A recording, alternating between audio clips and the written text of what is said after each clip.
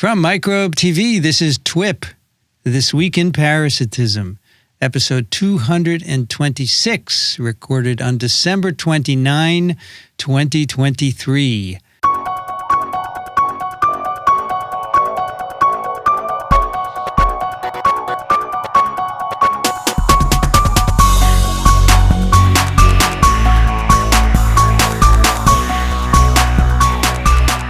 I'm Vincent Racaniello, and joining me today from Fort Lee, New Jersey, Dixon Despommier. Hello, Vincent, and everyone else. It's dark out, so I can't actually tell you much about anything other than it's nighttime now. It's dark outside. It was almost a summer-like day today. Dixon, did and you this know? Is the last day. Dixon, it was a dark and stormy night. I know that beginning. That's Snoopy's favorite way of beginning his murder mysteries. Also joining us from New York, Daniel Griffin.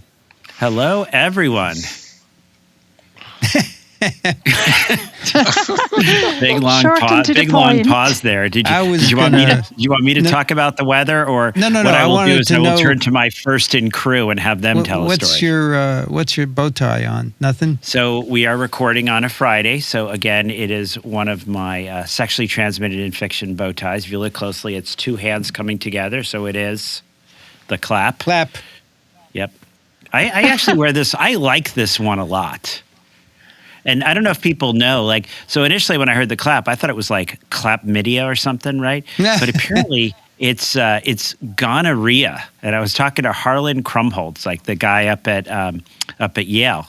And then he regaled me with the history where apparently the treatment was to clap the parts between an open Bible. So you would close the Bible, and apparently that would cure the gonorrhea. Now, I don't think it would cure the gonorrhea, but it certainly would not prompt you to return for any kind of follow-up or further treatment from whoever decided that was the therapeutic approach. No. Or to read from that Bible. Also joining us from Glasgow. I think it was the section on Job. Glasgow, Scotland, Christina Naula. Hi, good evening, everybody. It's good to see you. Is it raining there? No, it's been unusually dry, although it's been raining persistently for the past 10 days. So it was a lucky day. This is our last TWiP for 2023. Indeed. We have done, I think, 12 episodes in 2023, right? Maybe more since Not enough. We haven't done enough. We started doing two a month only recently. Yeah. I think we might have gotten an extra one or two thrown in there this year. But next year we'll be doubling down, right? Yeah, so we're going to do 24 in 2024. Oh, my gosh. How about that? Hey! It's perfect. Fingers crossed. Fingers crossed. That'll be exciting. Yes, and for this last of 2024, we thought we would talk to you about our, I hate to say favorite parasites, right? Yeah, me too. I don't like that. Because they're not good for the most part.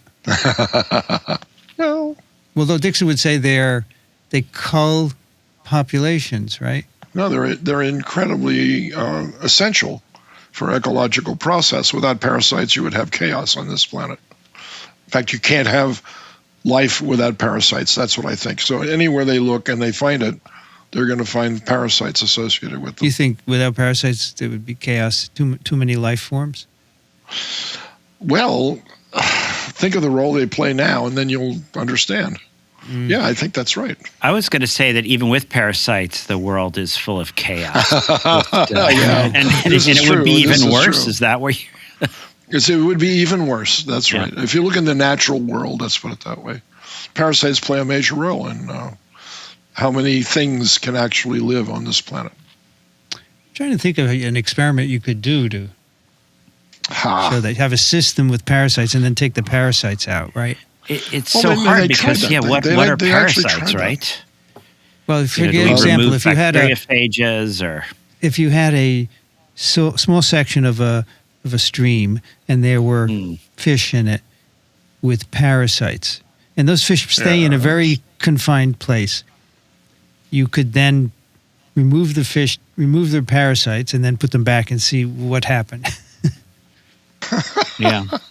The reason I'm suggesting that is because there are experiments in ecology where people do that. They ask, they use small organisms, right, like rotifers, and they say, what is the effect of not having a parasite? And it's bad. It's not good to have a parasite. So you could use a higher. Anyway, who wants to go first to talk about their favorite parasite?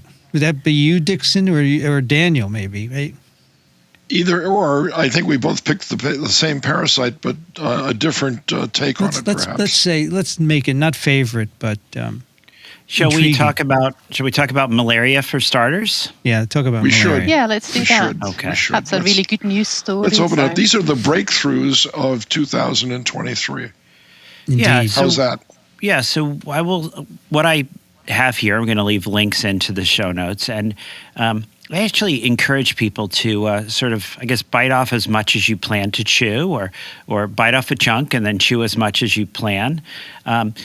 We have the WHO World Malaria Report 2023, and there's even a nice news article linked to it. And before people get overwhelmed, right? This is a very robust document. It's 374 pages, but take a deep breath. It's actually in several languages. So in each language, you don't have to read 374 pages. And there's actually about a 12-page executive summary that you can go through. And there's about a 6-page news piece. So, I mean, my thought was to kind of walk us through this, and we can hopefully engage and have a little bit of discussion on each section. I have a printed out paper, tree destroying piece here. Actually, what I'm doing, Dixon, is I've got a bunch of carbon, and it's all like here in my hand, and I'm sequestering it. Just that's good. I don't want it to go into the atmosphere. Yeah, I'm going to keep this sequestered. But yeah, go right let me ahead. put on my my reading glasses and just go through. And I have to say, I know like news is all about doom and gloom, but there's actually a lot of really interesting things here. And actually, I was talking a little bit about the in-laws, about progress in malaria. And my mother-in-law, her dad was actually with the, I don't know if he was with the WHO or the UN. I think it was with the UN. But she actually, as a small child, grew up in Thailand, in Bangkok, and actually went to the same school, same preschool as my wife. I don't know if people... So she has these great stories, as does my wife, about, being a small child in Southeast Asia, and the trucks driving around and spraying stuff, and even the boats they actually have boats going up the rivers, right? And they're like spraying the sides of the rivers. But really, there's been a lot of changes going on. So let's start off with what they say, and this is sort of a call to action. They say malaria progress has stalled in recent years, and a business-as-usual approach will take countries and their development partners further off course. So really a call to action. Let's really talk about what we're doing and talk about what we need to do better going forward. The first section, they talk about a strong recommendation for pyrethroid chlorphenapyr insecticide-treated mosquito nets versus pyrethroid-only insecticide-treated nets. And Dixon, I know this is a topic close to your heart. A Jeffrey Sachs close to my heart topic, in fact. The use of pyrethroids, and a lot of them come from chrysanthemum plants, as I recall. They're natural products, and they have very short half-lives. And that's the advantage of them, is you can use them to spray during the daytime, and by the next day, the chemical is degraded so that you don't pollute the environment too much. However, that having been said, the spray, the impregnation of the bed net itself, that lasts for a much longer time. In fact, it lasts long enough to select for resistance to the insecticide that they're trying desperately to use to control the malarial infections. And as a result, about 50% of the mosquitoes in Africa where bed nets were used are now resistant to the standard pyrethrum soaking that you give your net every month or something like that. And so it did reduce malaria by around 50%. That's not insignificant. I mean, that's a lot of people's lives that were saved by this. But it also means that it's becoming less and less effective. And so it was a stopgap measure. And so now what they've added is a longer lasting, I guess, and a more potent insecticide along with pyrethrum. Yeah, so it's a dual. Yeah, think of these as like dual insecticide, double insecticide, like double therapy treated nets. It's harder for an organism to become resistant to two separate things than it is to just one thing, obviously. And so, since there's no history with the second agent, we'll have to wait and see how effective it's going to be. But to be able to use it again with the same nets is an advantage. And maybe they can knock down the rate of malaria another 20% or so using this approach. So by 70% of what they used to have is gone, and there's no drugs used, and all you have to do is sleep under a net. That's not a bad deal. Yeah, it's and I think you make a good point there, Dix. Is we're making this recommendation based upon theory and the results from really just a single trial in the WHO African region. So, the nice thing is that we think it makes sense. We'll get more data. This is not the only combination therapy. There's also another combination they mentioned, the piraproxifene pyrethroid net. So we kind of potentially have this ability to be alternating which double treatment we're using. And just recent personal experience, I have to say. So I'm in Uganda, right, earlier this month. I don't know if our listeners all were aware. And we really were not seeing a lot of malaria cases, which was really a contrast to last time I was there. Last time I was there, about 30% of the people coming in had malaria. We certainly saw a few cases, one adolescent who was quite ill, actually, requiring IV therapy and IV fluid support. But I said, wow, it seemed, what's going on? Well, the story was that we had really had a difficult time in November. And actually, the clinic keeps track of how many diagnoses. And I will point out, all the diagnoses are confirmed, right?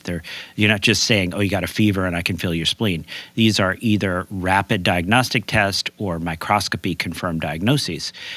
And in response to how bad things had gotten, they had actually sent out these huge bags full of insecticide-treated bed nets, and those had been distributed throughout the community very successfully. And so you saw like that really rapid impact on the community. But you got to use them for, as we say, for sleeping under, not for chicken coops, not for fishing. Exactly. The other things they get used for. So, Daniel, were these the nets that you mentioned with the dual insecticides, or were these more traditional single insecticide treated nets? Oh, I actually don't know, Christina. I'm not sure. Okay. But no, I'll actually reach out to Musa, our clinic manager, and ask. But yeah, that would be important to know. The other, moving right, so bed nets, right? The other, and I have to say, this is something I'm very excited about, and hopefully something actually we as Parasites Without Borders are going to get involved in, is the rollout of the malaria vaccines. Absolutely. So they talk about the RTS, S/S01 malaria vaccine.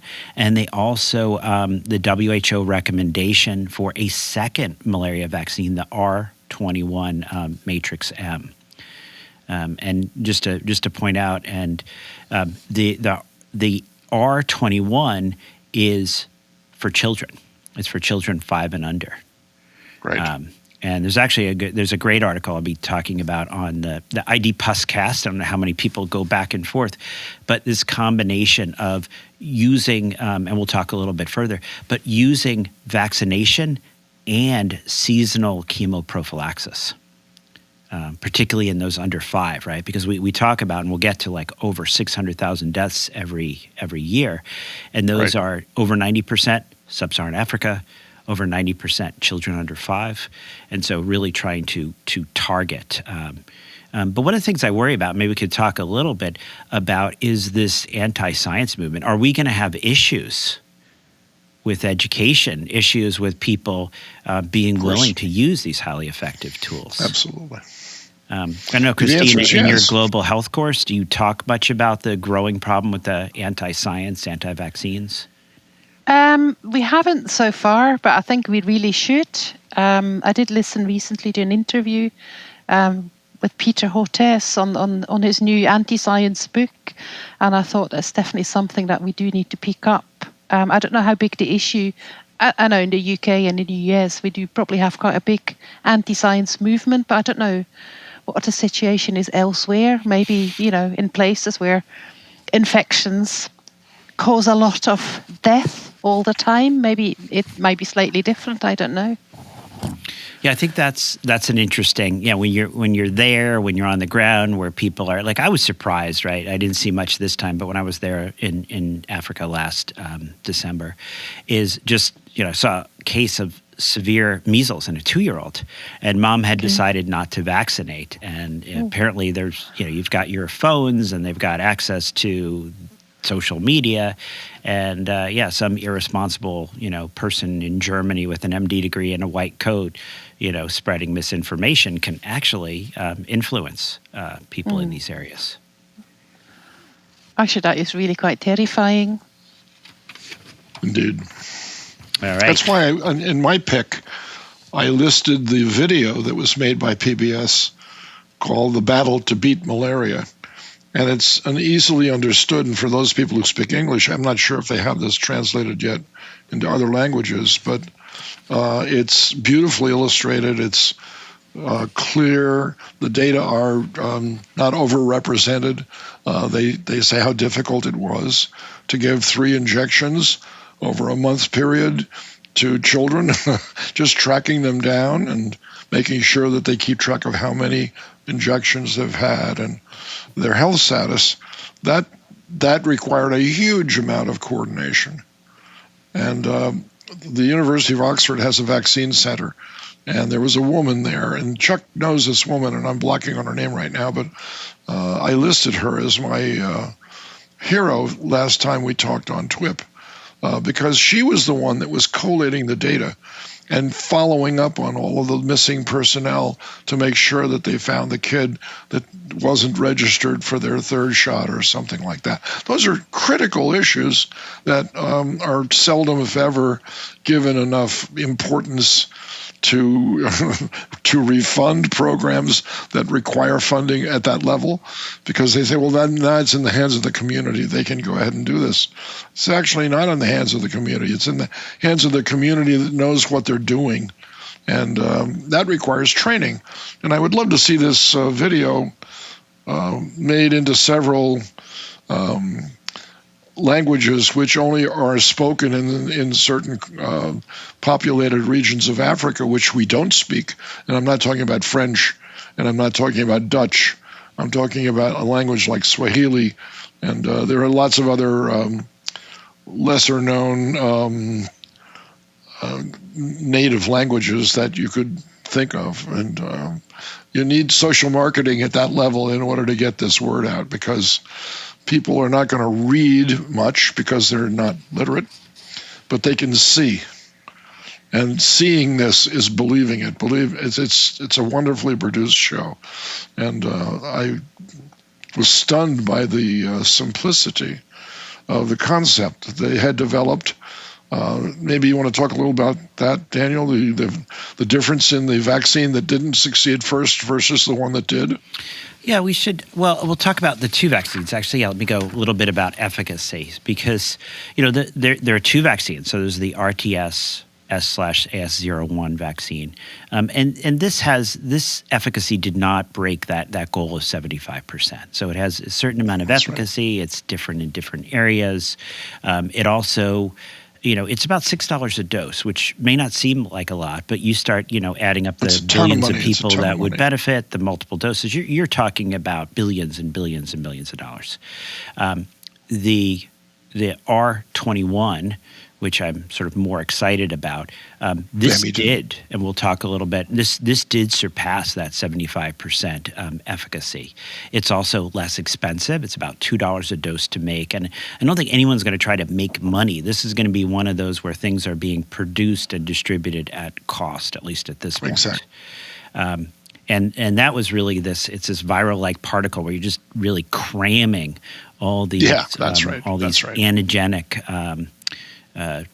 moieties onto this viral-like the particle. Sporozoite protein. Yeah, it's the and when we talked about why does that work? I mean, before it was like, oh, but the sporozoites so quickly get to the liver, but 95% of them stay locally for a while and really seem to contribute to the infection. So really, really exciting to see that we have those. But I guess to put it against the backdrop, because they then talk about, well, what's happening? What are the trends with malaria right now? And, and I think we're all aware the last so many years have been a little bit of a step backwards, so to speak, for certain things. Vincent's, I see him smiling there, for so many things this last few years. Right. There was this global pandemic. There were a lot of NGOs that actually lost funding. A lot of programs were interrupted. A lot of volunteers were not going to these areas. A lot of the partnerships that have been created were interrupted. It was actually talked about the fact that in a lot of areas there was actually an increase in the number of cases. And the main countries contributing to the increase were Pakistan, an extra 2.1 million, Ethiopia, an extra 1.3 million, Nigeria, extra 1.3, Uganda, extra 597,000, Papua New Guinea, an extra 423,000. So, just to sort of talk about the fact that the last few years, we certainly had some challenges there. But I will say China was certified malaria-free in 2021, so kind of exciting there. Malaysia had no cases of human malaria for 5 consecutive years.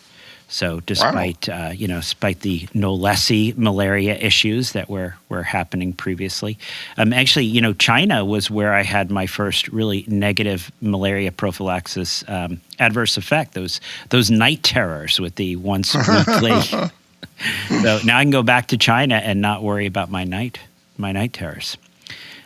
Malaria deaths, actually, they.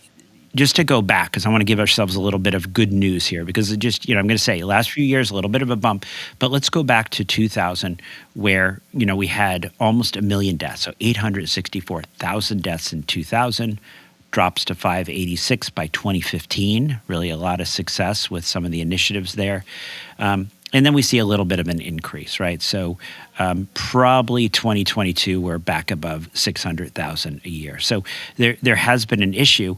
Now, a lot of the malaria deaths are concentrated, right? So this isn't everywhere in the world. Certain people, good news. Certain people, not such good news. 4 countries accounted for about half of all the malaria deaths globally. Wow. So 4 countries. What are those countries? Everyone gets a thought experiment. Number 1, Nigeria, 31%. The DRC, 12%. Niger, 6%. United Republic of Tanzania, 4%. So just really, Nigeria with a population approaching 1 billion, so part of it is just the massive population they have there. They talk about the number of malaria cases and deaths averted, and they put this in like the 20-year time span, which makes sense because let's not just say because we had this pandemic that, everything has gone south. So an estimated 2.1 billion malaria cases, 11.7 million malaria deaths averted in the last 2 decades. Huge numbers. It's good. They've got a whole section on malaria and pregnancy, and actually an interesting there is this intermittent preventive treatment during pregnancy, where they're starting to introduce that in several regions, because it really is interesting. We talk about children under 5, and I think I've shared some experiences where I've encountered a pregnant individual who gets malaria during their pregnancy, and they can get extraordinarily sick. There's all kinds of dynamics with placental homing and placental antigen, and so also the changes in the immune system when someone is pregnant. So really kind of some challenges there that we need to keep focusing on. Let's go into the next areas. I'm going to move through some of them. People who have this in front of them are like, Dan, you're skipping a few pages, but I just want to give you the highlights.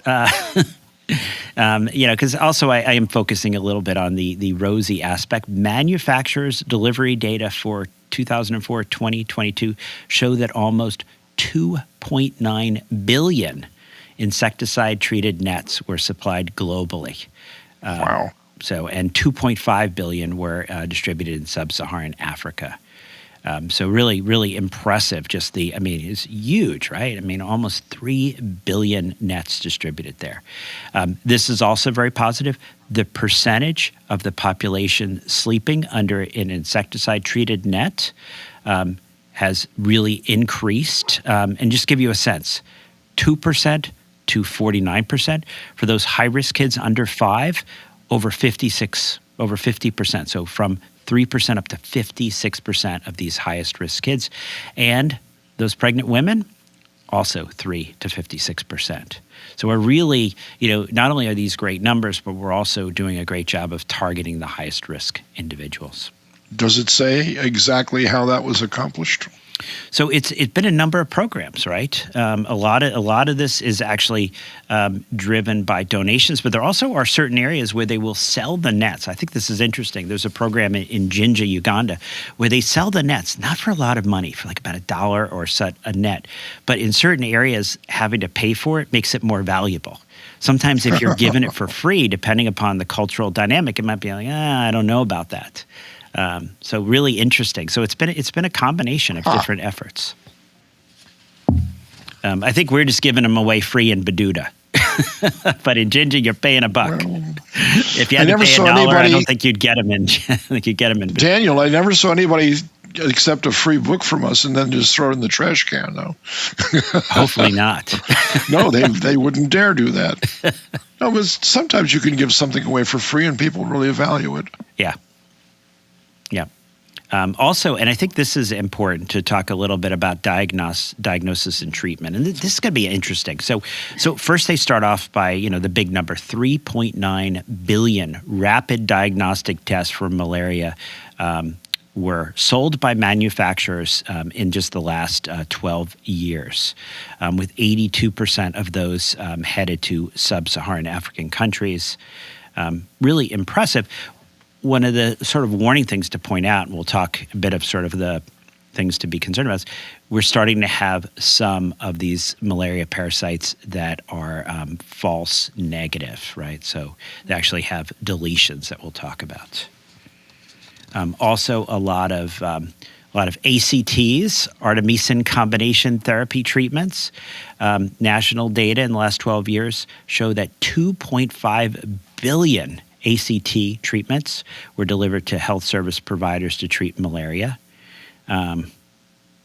Even more sort of in different, public-private sectors, depending how you break it down.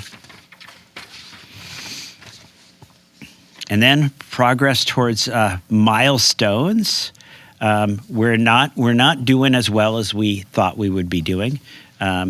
What was it? We talked at one point about there was some idea that we would completely eliminate malaria by 2030. What were the reduction goals? At least 40% by 2020, 75% by 2025, and 90% by 2030 from the 2015 baseline. And we're off track by 55%.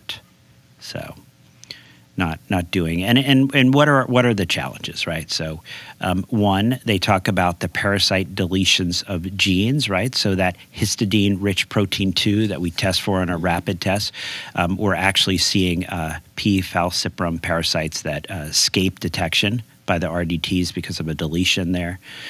Problem when you end up with a false negative RDT.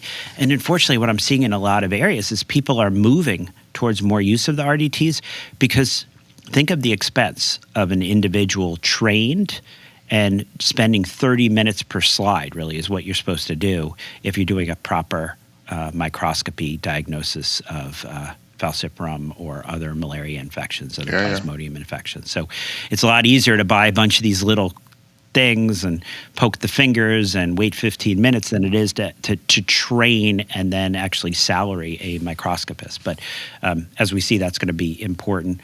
We also have growing issues with parasite resistance to anti-malarial drugs. Right. particular hotspot is that Thai-Cambodian border where I spent a little time swimming with a cobra, right? We always wanted to know where the cobra was before we went swimming. I guess my theory is if you're looking to know where the cobra is before you go swimming, maybe you shouldn't go swimming because how do you know there isn't a second cobra? But okay. That's true. Or maybe he's traded places with his friend, the crocodile. Okay. We talked about the vector resistance to insecticides, right? But then the other big thing here is the Anopheles stevensii invasion and spread. The urban one. Yeah, Christina, do you want to talk a little bit about that? Oh, no, I don't think so. Well, You can say no if you want. No, Christina, you bring up, I think, really the critical point is Yes. stevensii has the ability to quickly adapt to new areas, right? So it has more heat tolerance. It's more able to survive and expand in urban settings. Also maybe along with this is where we're having the effect of climate change. Dixon, apparently, according to my son, climate change changes the climate. And so, so kudos to Barnaby for noticing the connection there. But what we're seeing is not only do we have stevensii expanding in these urban areas where, like, for instance, we thought we had gotten rid of it, where we thought we were relatively safe, but we're also seeing that with climate change, and are you ready for this? For the first time, the WHO has an entire section on climate change. I didn't know That's that. remarkable. Yeah, that's really remarkable. The WHO has declared climate change the single biggest health threat facing humanity. You bet. Yeah. So apparently it's not AI. No. No. It's climate change. You might also want to mention, Daniel, that Anopheles stevensii is the mosquito of choice for laboratory experiments with mosquito-borne malaria. It's easy to raise. It's resistant to a lot of pathogens that other mosquito species succumb to.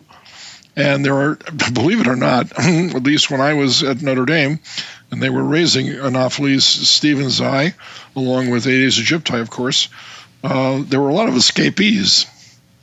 See, Dixon, I just knew you were like, this is a little soundbite for the anti-science on TikTok. So why are we having such a problem with stevensii? And now you're telling us about these stevensii mosquitoes escaping from the labs. Are any of these labs in urban areas, Dixon? All of them are, mostly. Vincent, you're going to have to cut this part out. No. This might be one of the logical explanations as to why it's so widely used, is because it's so adaptable, and as a result, I know most investigators are very careful with their insectaries, but the mosquito is a clever animal, and if it wants out, it can usually find a little hole somewhere, and peek its little proboscis out to find out if everything is okay. Then if it is, out it goes. And students, of course, work with this as well. And it's just a mosquito, and none of them are infected.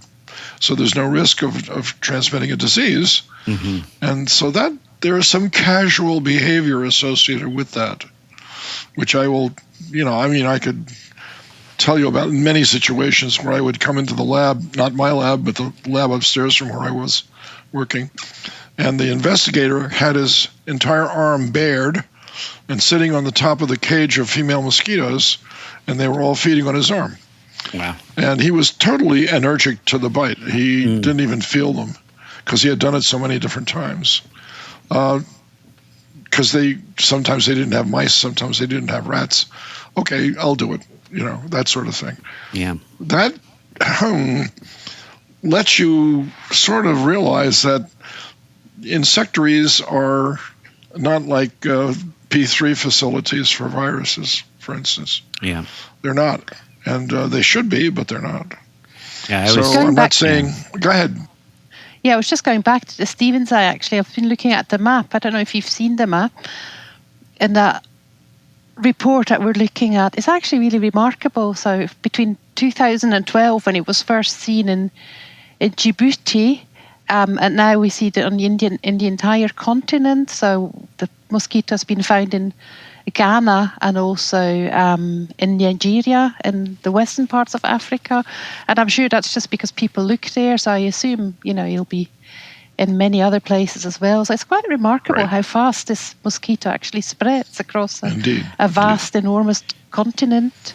Yeah, I mean, it unfortunately has a lot of fitness advantages. It's got a lot of resistance to different insecticides. It has, the ability to tolerate different climate, different environments. So, yeah, I mean, unfortunately, it has this big selective advantage. So, the WHO is not taking Stephen's eye quite as lightly, perhaps as some people. So they want, whenever it's detected, they want ministries of health, the WHO, to be promptly alerted. And this is actually, they have a whole section on just the importance of this vector. I don't know anything about its biology, but there must be some tolerance for polluted water also, because peridomestic mosquitoes, if you think about which one is the most common, it's the Culex pipiens is the most common peridomestic mosquito, because it's incredibly tolerant to polluted water. In fact, it breeds in pollution control plants. Wow. And that is just mind-blowing when you see the number of mosquito larvae that they discard into the saltwater estuaries. New York City does that all the time. And the mosquitoes die. Once they hit salt water, they die. So that's a good thing that most of the pollution control plants are located along areas of high salinity, because if they weren't, of course, then we would just be inundated with them. They're just amazing. Yeah, I mean, Stephen's eye, not to keep sort of being so excited about this mosquito, but yeah, you bring up an important point. Stephen's eye can breed in clean water, in polluted water, even in brackish water. Oh, wow. Look at that. Yeah. This is Well, that's definitely something to keep an eye on. That's about as diverse as you need to be in order to succeed wherever you go. Yeah, and as we know, it doesn't take a large amount of water. No. So moving back to climate change. So this is, there's a lot of interesting issues with climate change. And one of the things that we've historically talked about is how, if you get up in altitude, you can get sort of above the mosquitoes, right? And we saw this phenomenon, sort of in real time in the Hawaiian Islands, where the mosquitoes would move up and the birds that lived in the highlands were actually protected, right? Because malaria Hawaii prior to Captain Cook, there were no mosquitoes there. Can you imagine what a paradise it had to have been?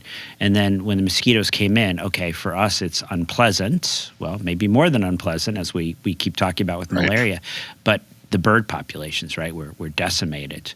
Well, now with climate change, we're actually seeing that the mosquitoes are moving up to higher altitudes. Yep. Because a part of the limitation is actually, a lot of the limitation is actually temperature-based. Yeah. Right. So as you have in Hawaii, it was actually a two-step introduction that knocked off the birds. The first one was to introduce the vector, but just because they feed on birds doesn't mean they're going to die. Of course not. And they were fine with that.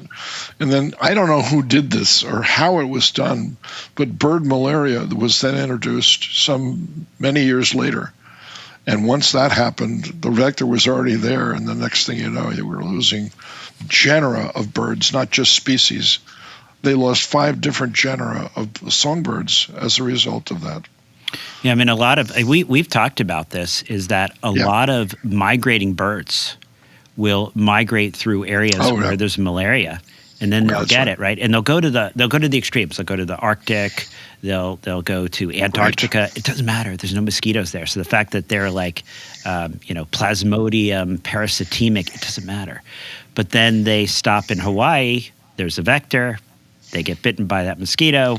That mosquito bites a Hawaiian bird, and the whole chain of events is triggered. So here's the deal. Do you remember the history of the discovery of malaria?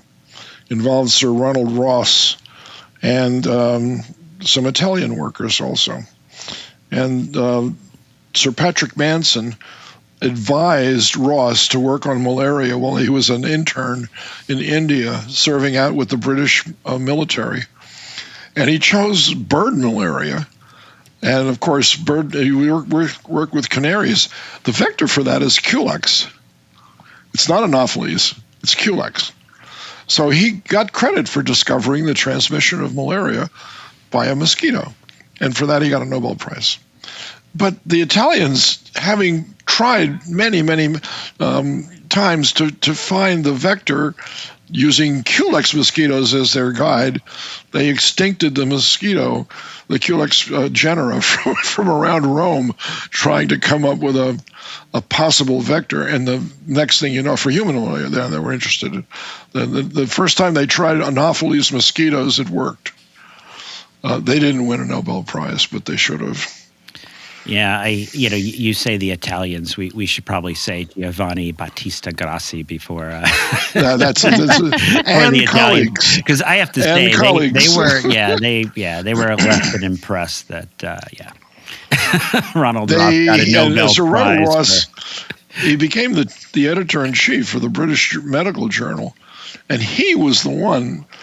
Vincent and I were discussing a paper on TWiP that, believe it or not, involved Leishmania. And so he was the one, Ronald Ross was the one who named it. And he named it Leishmania donovanu based on the fact that two guys working in separate areas of India sent in the same papers, basically, on the same parasite to the British Medical Journal. And Ross sort of mediated the ego trips between those two guys, Donovan and Leishman. Maybe not so successfully. Maybe not so successfully. You're absolutely right. They never liked each other after that at all. They didn't go to the same meetings because they knew the other guy was there. Yeah. It was really kind of too bad. And I'll just sort of also comment. Oh, Christina, you're jumping in? Yeah, no, sorry. I just wanted to go back to the climate change and how it impacts malaria transmission, because actually on that report they show, they suggest actually that extreme weather events have actually led to that massive increase of malaria transmission in Pakistan. Oh, sure. Do you remember the flooding? I think it was in 2021.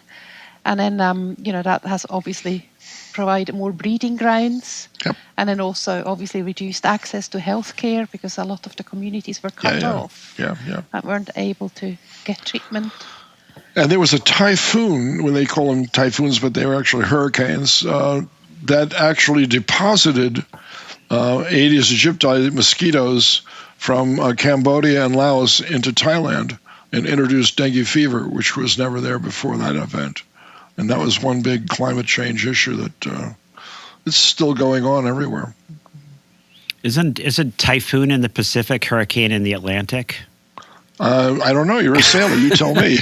Well, isn't Thailand in the Pacific? That's why I think it's a typhoon. Yeah, but it's when you look at it from outer space, it looks identical to a hurricane. The only difference is where it is, I think. Yeah, I don't think that's right. Any that's exactly right. Exactly right.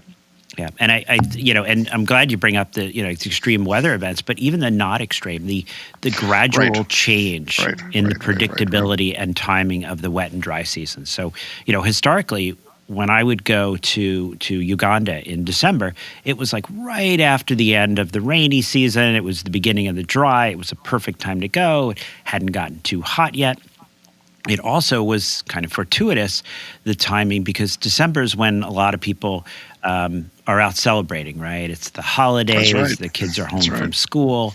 Well, now that it has become the rainy season, you still have ongoing malaria transmission, and you have people staying out after dark, getting bit by the malaria vector.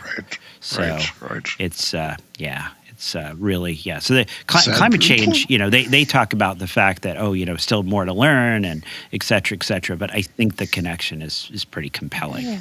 I would agree. And we can see the other thing that's happening is that the human population is increasing, and the cities are becoming packed with people. It's called hyper-urbanization. And that fact also contributes very much to the management of water and energy, and what do you do with your waste? And a lot of that falls on the shoulders of the peri-domestic animals. The cleanup committees, the rats and the mice and the cats and the dogs all take their share. And their share. Yeah, well, they think they earn it. they survive.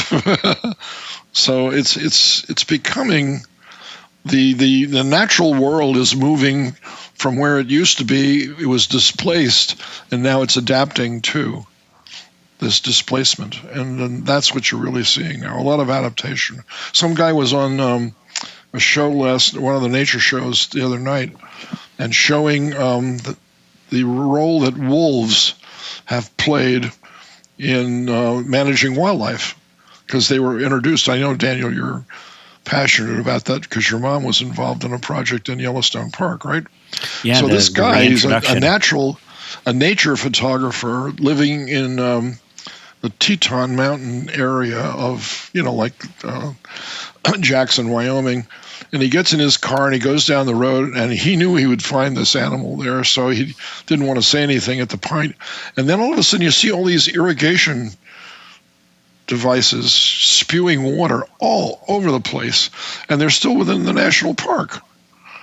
And this is the national park trying to make a wetter region from a dry region that became dry. It wasn't always dry, obviously. Mm-hmm. And they're irrigating like crazy to bring back native grasses so that other animals like bison and others could come in and repopulate those zones. Well, the immediate effect of that was the ground squirrel population went crazy, absolutely bananas, like 200 times, 500 times the normal density of rodents. And you'll never guess, of course, who took advantage of that, and that was the wolves. The wolves stopped hunting all these sick animals, and they just go where the water is. And there was a black wolf about maybe 20 yards away from the photographer. And the photographer says, "I've never been this close to a wolf before." The camera that he had, he could pick out a dime on the surface of the moon. And here was a wolf within 20 yards of the cameraman. And what was it doing? It was hunting ground squirrels.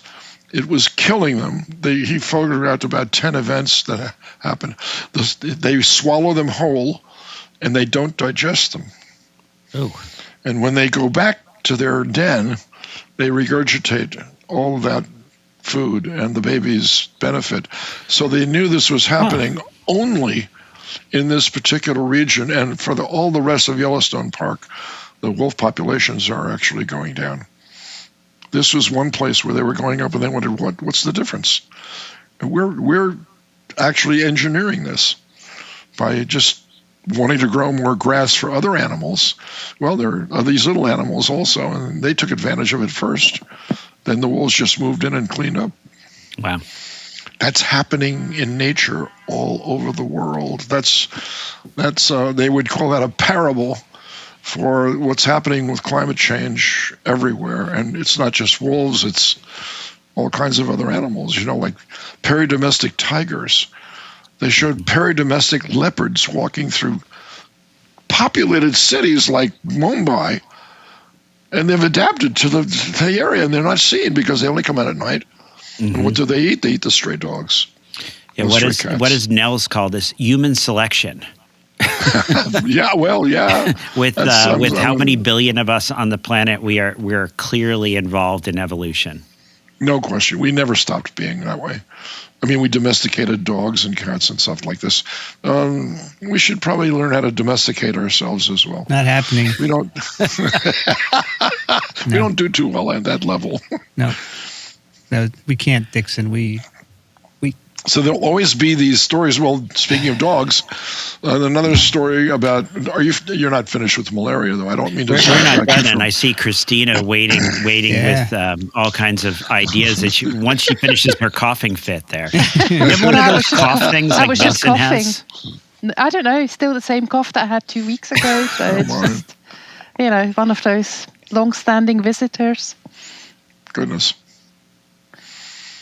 Well, the latest and the greatest in the negative sense of that is that there is now another reservoir for dracunculus, and that's dogs. Yes, and we never knew about that before, and we do now. And it's almost good that we didn't know, right? Because part of the optimism was like, we can eliminate this, and part of it was because it's only in humans. And I remember we started seeing it in Chad, and it was, that's not you do the genetics, Right. you're like, yeah, it's Right. Dracunculus. It's It's Dracunculus Dracunculus. meninensis. It's the same. That's right. So, But yeah, and also I should mention, so I was down also in Panama. I've been gone most of the month. I'm glad my boss doesn't listen to these podcasts, or he'd wonder like how I got so much vacation time this year. But it used to be sort of a thing of, as long as you stay on this side of the Panama Canal, as long as you stay away from the Darien Gap, no malaria, don't worry about it. But we're actually starting to see malaria cases moving closer to the region where I go to work, and that is definitely less than ideal.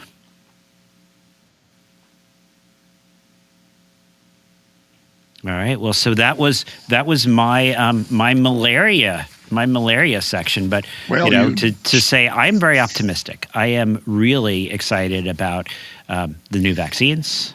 I would agree. Really excited about the fact that we've come out the other side of all the impacts, the negative impacts of SARS-CoV-2. And I look forward to, as we move in the few years ahead, really seeing numbers get down, hopefully seeing that these doom and gloom suggestions with Stephen's eye and resistance and the other things will really be effectively addressed. So. The good thing about Stephen's eye also is that it is a laboratory animal. Excuse me. And we can genetically manipulate that animal. And we can introduce genes that, after they mate, only produce male mosquitoes. Yep. Sterilizing. And that's a meiotic drive mechanism that Tony James and a lot of other people are working on now. Yep. And thank goodness that it's such an adaptable mosquito that we could use it, and we can find out how to do that so that maybe those kinds of approaches will be used in the future to control the populations of these vectors, and not just random spraying or ineffective bed net insecticides. I think it's just wonderful that we have so many different tools, really, that we can use to address malaria elimination. We've got the insecticide-treated nets, and now we've got multiply impregnated nets, and then we've got the new vaccines, and I think it's just so many exciting new tools also that we can use, and that kind of maybe bring us further towards case reduction. All right, so who's next? I'm really keen to hear about Vincent's surprise parasite. Okay. Right. Yes, Vincent, please regale us. This is not something that you would find on TWiP, but it's the parasite I have worked on my whole career. Does anybody know what that is? It can't be polio by any chance. Yeah, it's polio virus, which I think had a very interesting year, so it's worth discussing a bit. Okay, so polio virus has been infecting humans for thousands of years. There are plenty of records, historical records, showing a case here and a case there, but it wasn't until the beginning of the 1900s that it became epidemic. Suddenly there were outbreaks of more than a few cases, and they became hundreds and thousands. And as we got into the 1900s, tens and 20,000 a year in the U.S. And the reason for that is that around 1900, as Dixon would say, is the greatest invention of humanity, the sewer and the toilet. Right. Which took all the feces from the streets and put them away from people. Until roughly 1900, you would use a bedpan or a chamber pot at night and then throw the material outside. And so feces were everywhere, and kids would get infected with fecal-borne viruses as soon as they were born. And poliovirus was one of them. Yet the kids had gotten maternal antibodies from their mother, obviously, which protected them against disease. They got infected, they got immunity, and then no polio. So now we put the feces in the sewers, and the kids are no longer infected at an early age, and now they become 5, 6, 7, 8 years old. There are thousands of them, and you introduce virus and you have an epidemic. They're all seronegative, completely susceptible. And that's why we had growing outbreaks of poliovirus. Okay, so poliovirus, of course, is a parasite. it is a parasite that requires cells in which to reproduce, and it takes from the cells, it kills the cells. So in the U.S., we developed, as a consequence of these growing outbreaks, 2 different vaccines funded by the National Foundation for Infantile Paralysis, which was an organization set up by Franklin Roosevelt. He had polio in his 20s and used crutches and a wheelchair. So he decided to support the development of vaccines. And he raised $500 million, and that funded the development of 2 vaccines, the inactivated injected polio vaccine of Jonas Salk and the infectious attenuated vaccine of Albert Sabin. And those, the IPV was released in 1955, and in the U.S. reduced polio from 30 to 40,000 cases a year to a few thousand in 1960. And of course, polio is a paralytic disease. You ingest the virus, it goes into your intestines, it reproduces, you shed it in the feces. And in most people, 99 out of 100 infected people, there are no symptoms. Yeah, and 1 in 100 kids, you get paralysis. Paralysis. The virus makes its way into the blood and in the CNS and destroys neurons, and you get the paralysis. So paralysis is really an accident. Most infections are asymptomatic.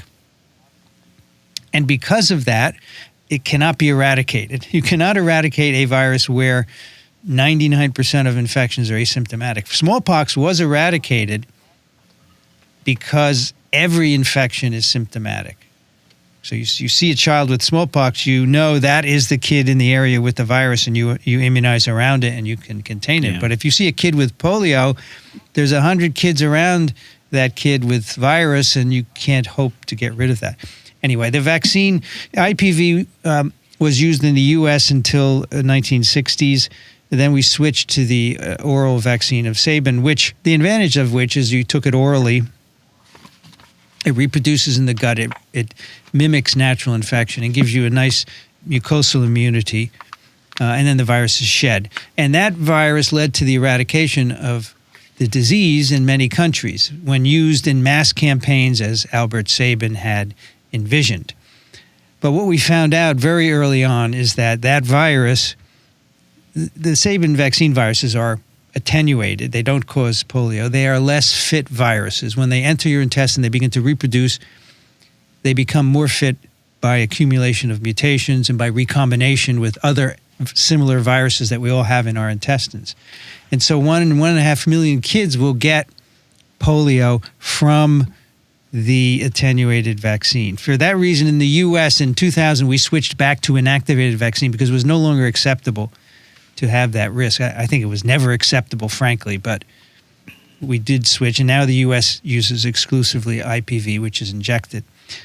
The eradication effort of WHO mainly uses, or exclusively uses, the attenuated vaccine of Albert Sabin, and that is accompanied by paralysis, and those viruses are shed from vaccinees, and they circulate, and they cause outbreaks of polio when immunization rates drop. So currently there are hundreds of cases of polio in Africa because many countries let immunization campaigns drop, and then these vaccine-associated viruses cause outbreaks. Now, so far we have eradicated polio caused by types 2 and 3. So remaining type 1 wild polio is still circulating in Pakistan and Afghanistan. These are countries where it's very hard to immunize sufficiently.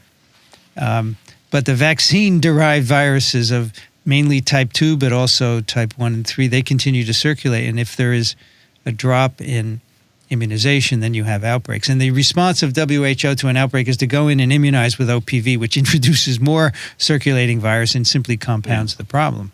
Now, there are 2 important things now that happened in the last few years. First of all, wild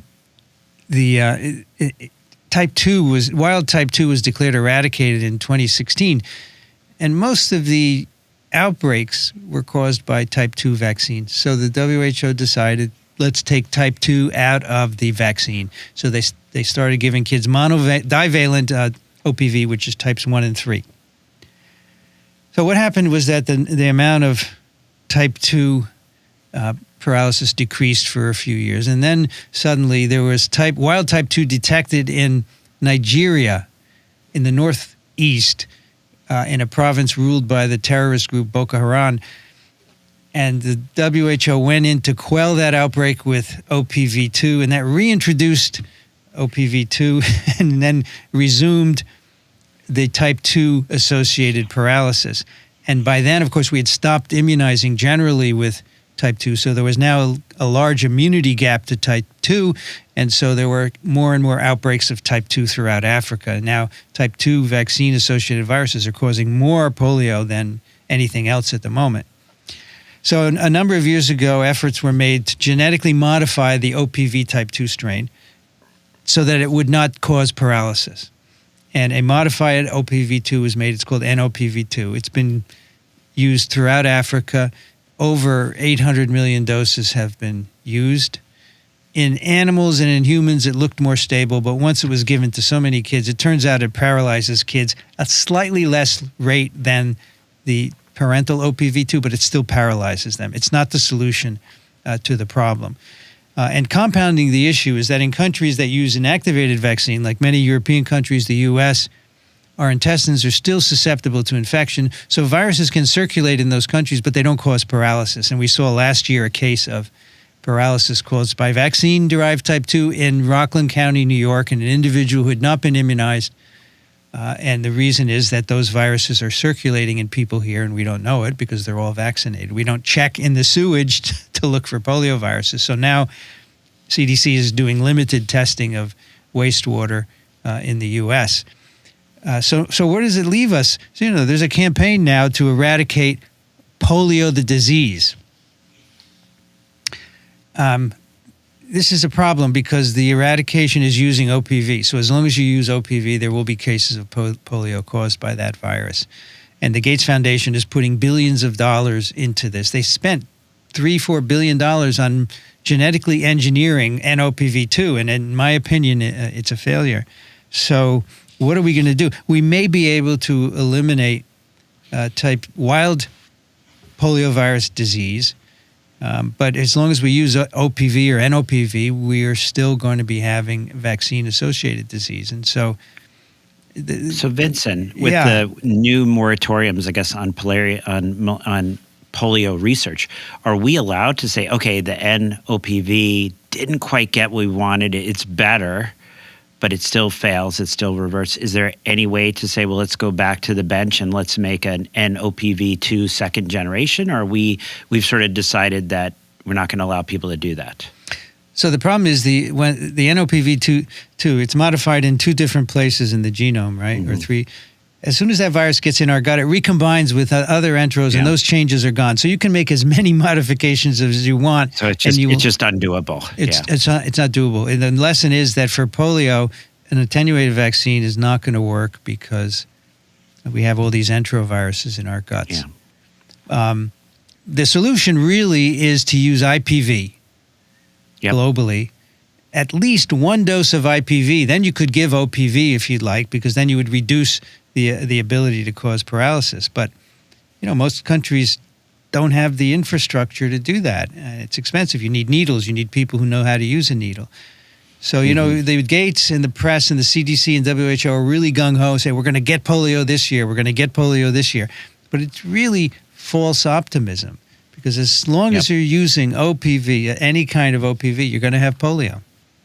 So, Vincent, how many cases of polio did we have last year in the United States that were autochthonous cases? There was just one in 2022. One. Yeah. Okay. Can you tell me why that was true? Why did we have that one case? Yeah. Why don't we have more? Well, it's a good question. We had that case. I know the answer. That community is under-vaccinated against polio. It's an Orthodox Jewish community. They do not vaccinate a lot, and the polio immunization rates in the young kids are 30% compared to 90% nationwide. And so it was a matter of time before a virus from someone got to that person. So we're all immunized with IPV. Our guts are susceptible.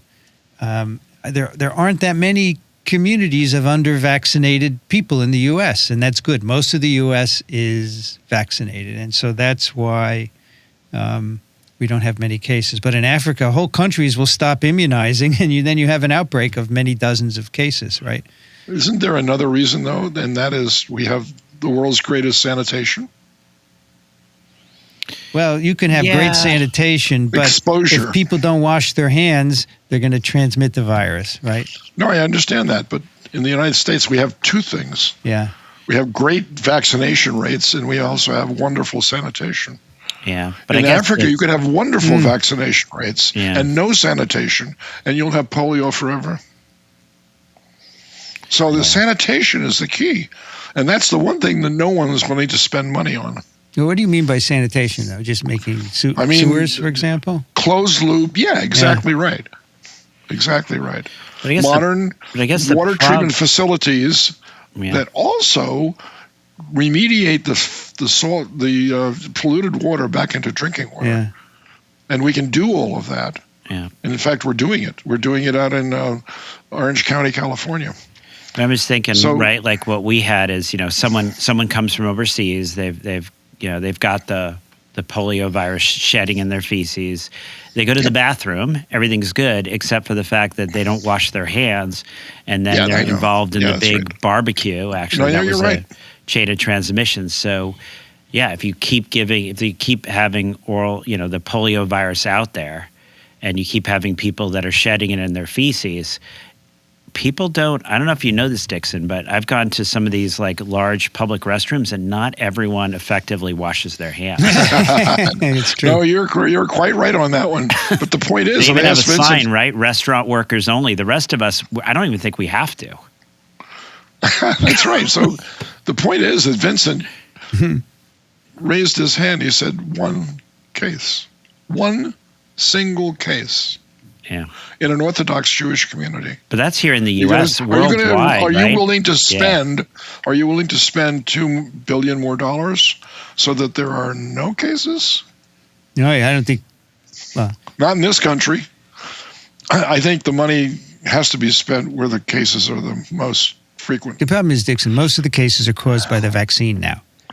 So that's the problem. That. And the Gates and WHO and CDC think if they bulldoze with OPV, they will get rid of it. But OPV was never meant to be used to quell little outbreaks.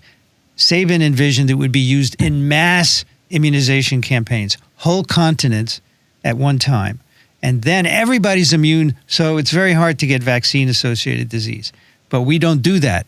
WHO goes into one part of Nigeria and gives OPV, and the rest of Nigeria is still susceptible, and that's why you get outbreaks of OPV. Yeah, but I'm just saying, if you took us back to the pre-1950s in the United States, we are Nigeria.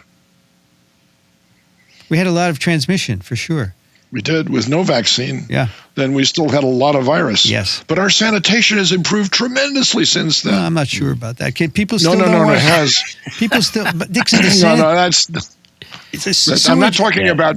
People don't get polio. People don't get polio from sewers. They get it from people, right? Of course. They get it from other people. So if you go to the bathroom, you don't wash your hands, and you shake someone else's hands, you're going to give them polio. It doesn't matter what kind of sewage treatment you have. So, Vincent, you're contradicting yourself. Why? Because in this country, that happens all the time, and we only had one case. Because we're immunized. We're 95% immunized. I said it's not just one thing, it's two things. But the problem is there are pockets of, like Rockland County, that are 30% immunized, and so it's just a matter of time until they get polio. And, we've been pretty lucky because we went from 2000 to 2022 without a case of polio. So Bingo. It's not bad, but I think there's a lot of virus circulating and we need to be careful. I'm sure you're right. Yeah. But if you went to Nigeria, you wouldn't worry about the kid in the bathroom not washing their hands. Well, I wouldn't because I'm paralyzed. I'm immunized, right? No, I know that, but I'm trying to make a metaphor. The point of me using polio as a parasite of interest is that, look at this. We have two great vaccines. We have really controlled most of the disease in the world. We went from 500,000 cases a year of paralytic disease in 1980 to, less than 1,000 now. Yet it's still a thorn. We don't know how to get rid of all the disease. We're never going to get rid of all the virus. Forget it, because there's too many asymptomatic infections. But even getting rid of paralytic disease is going to be tricky, and that persists. And in 2024, it's still going to be an issue. So that's why I wanted to talk about it. No, it's a wonderful topic. Don't get me wrong. But I have a good friend who's, I don't know if he's still active or not, Scott Halstead. Yeah, I know Scott. Scott was a graduate of Columbia's medical school, and I became a good friend of his, and we hung out together at all these meetings, and he was the president of the ASTMNH 1 year, and the name of his talk was ... and hygiene, because that's the name of the organization, and no one ever talked about hygiene, because it's an impossible thing to talk about in a way that would make a difference in a country that's so underdeveloped that sanitation is your last concern, believe me. You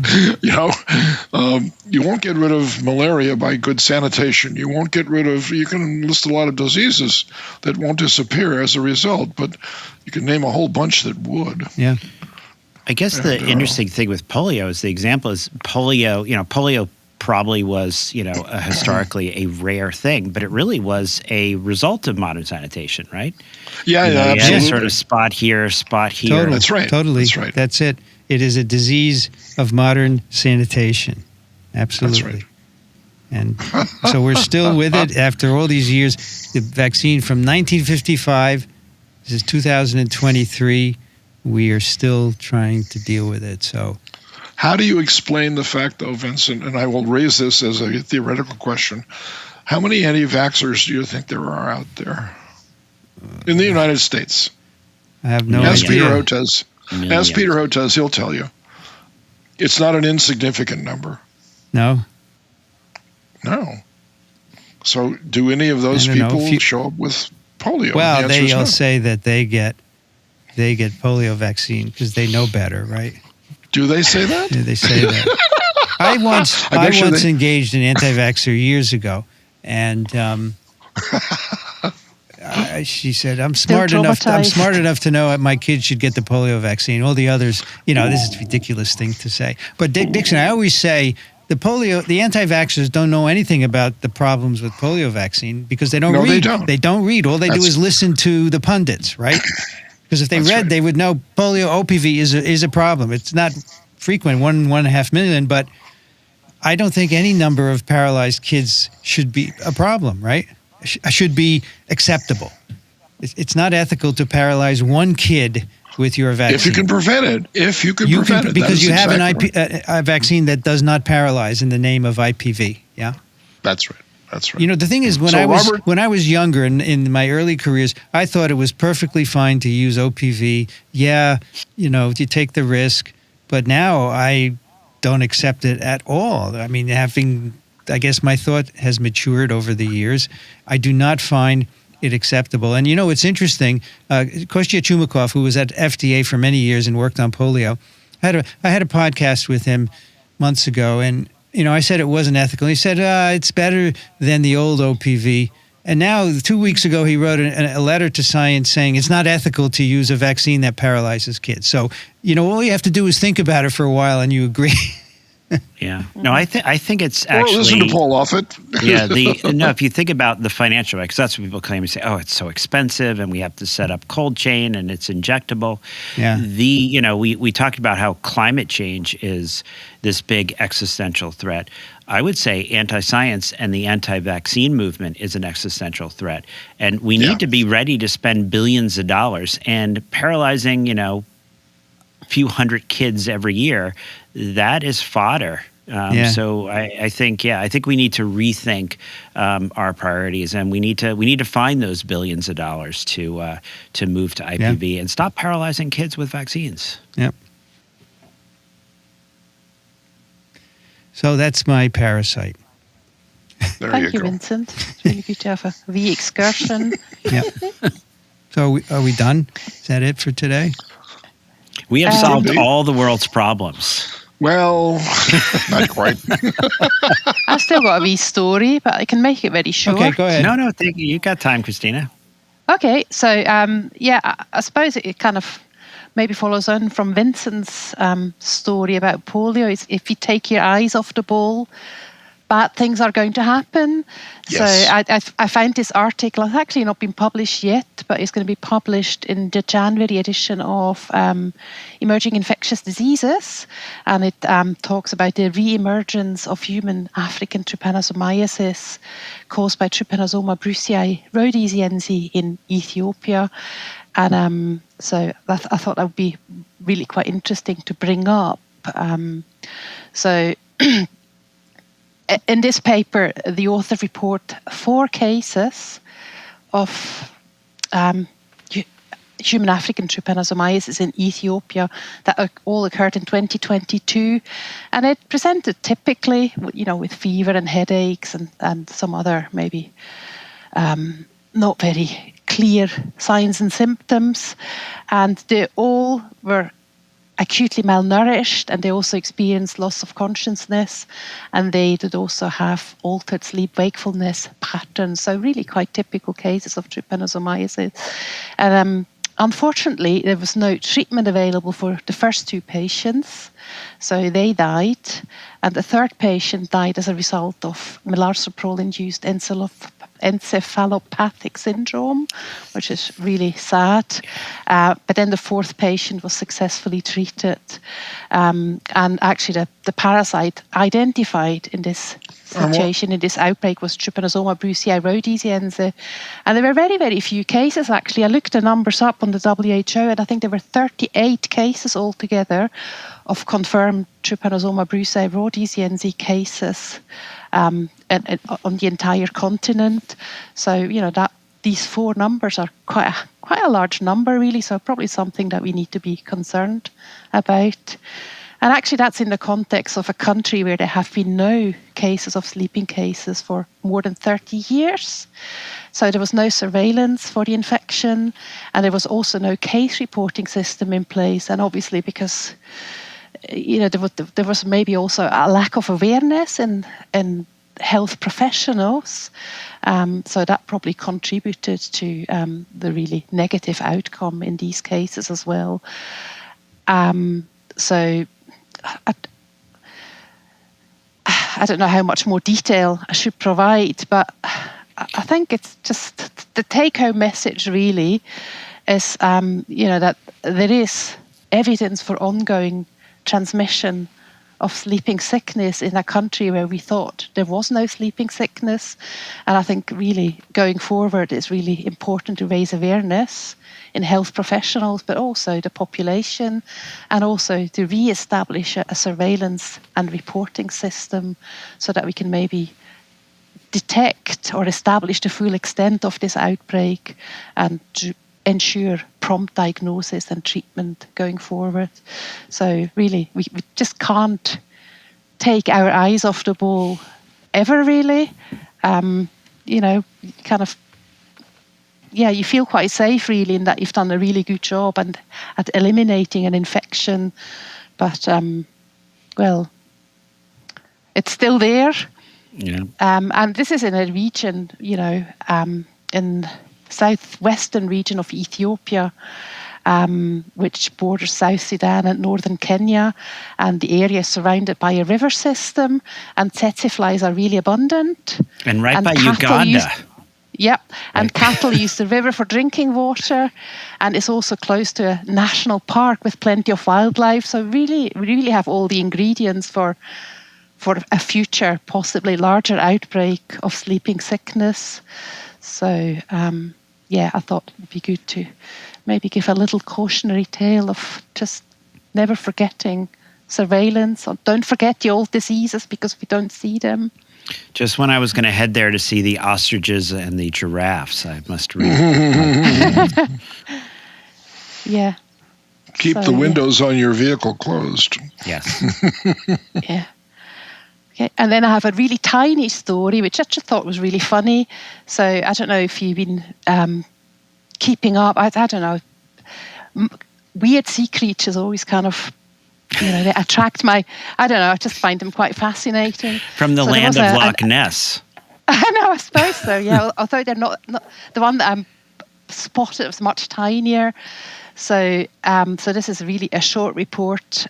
It's actually based on a bigger paper, but it's in Science magazine. It's a news report, and it's a mind-boggling sea creature spotted off Japan has finally been identified. And actually, it's really interesting. I put a wee picture of it in the show notes. I don't know how to describe it. It really looks like a floating open sea anemone, maybe, or a coral. I'm not sure of how to describe it, but it's really tiny. And actually, that was photographed maybe 5 years ago, and nobody knew what it was. But now they have done some analysis on it, and actually turns out that this is the larval stage or the cercarial stage of a trematode, of a fluke. Although it's not clear what adult fluke it is, but so these are the cercaria that kind of clump together in two different forms. So there's two different cercaria types, and they kind of form that creature, and it's assumed that they do so to attract predators that will then eat them, so that the infection gets transmitted to another host. So I thought that was really quite fun. So I put the links for that little story in our show notes. So maybe, I don't know, there's parasites everywhere. Maybe it's what I'm trying to say. And wherever we look, we find them. And even if we don't expect them, they'll still be there. I thought that was really quite interesting. So, what amazing life cycles these parasites can assume. As Dixon says, successful systems attract parasites. Well, that was a quote from Science magazine. That was a quote. I didn't make that up. Someone else did, but I loved the quote. Because and that kind of brings it back to the beginning. That's where we started our discussion. Absolutely. Yeah. Absolutely. Yeah. All right. That'll do it for TWiP 226. Show notes, microbe.tv/TWiP. Questions, comments, TWiP@microbe.tv. If you enjoy our work, buy us a cup of coffee at microbe.tv/contribute. There you go. Daniel Griffin is at Columbia University Irving Medical Center, parasiteswithoutborders.com. Thank you, Dixon. Thank you, Daniel. Thank you. Everyone be safe, even you, Vincent. Thank you very much. Especially you. Dixon Despommier is at Racaniello.org, thelivingriver.org. Thank you, Dixon. You're welcome, Vincent. And you didn't ask me, but I do have a hero. What's your hero? I'm going to read this. My hero is all the scientists, technicians, community activists, and policymakers who helped make a difference in the parasitic infections they worked on in 2023. The world is a better place because of their dedication. Very nice, Dixon. That's really nice. Christina Nowla's at the University of Glasgow. Thank you, Christina. Well, thank you. This was a lot of fun. I'm Vincent Racaniello. You can find me at microbe.tv. I'd like to thank the American Society for Microbiology for their support of TWiP and Ronald Jenkins for the music. Let's see, whose turn is it now? Maybe it's Dixon's turn, right? Oh, I could do that. You've been listening to This Week in Parasitism. Thanks for joining us. We'll be back in 2 weeks. Another TWiP is parasitic.